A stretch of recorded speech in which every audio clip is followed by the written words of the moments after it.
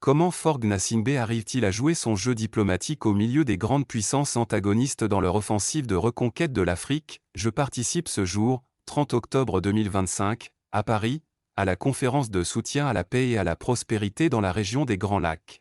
En ma qualité de médiateur de l'Union africaine pour la crise en République démocratique du Congo, RDC, point fidèle à sa diplomatie de paix et de dialogue, le Togo co-initie avec la France cette rencontre stratégique afin de favoriser un cadre de concertation ouvert entre les partenaires internationaux et d'encourager une réponse collective et efficace face à la crise humanitaire à l'est de la RDC. Je salue la qualité de la coopération diplomatique entre nos deux pays, et souhaite qu'elle inspire la communauté internationale à unir davantage ses efforts au service de la paix et du développement durable dans la région des Grands Lacs.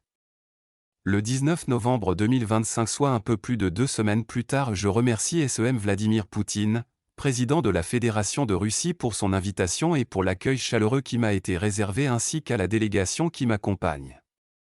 Nous avons eu un entretien en tête-à-tête marqué par des échanges francs, respectueux et très constructifs. Cette rencontre bilatérale offre une nouvelle occasion d'approfondir une relation solide, bâtie sur la confiance, la souveraineté et le partenariat mutuellement bénéfique.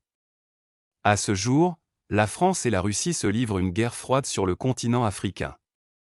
Certes, le Togo a affiché son option de multilatérisme. Mais le contexte actuel plaide difficilement pour un dirigeant d'un petit pays comme le Togo à multiplier ses approches aussi illisibles. Soit c'est le Togo qui force la main pour exister à l'extérieur et faire oublier les problèmes internes, soit les puissances antagonistes se servent de ce pays pour assouvir leur soif de reconquête. Il est trop facile de quitter Emmanuel Macron à l'Élysée Paris et rentrer chez Vladimir Poutine au Green Hall du Kremlin à l'heure actuelle sans que cela m'émeut personne. Même dans le Sahel, certains commencent à s'interroger.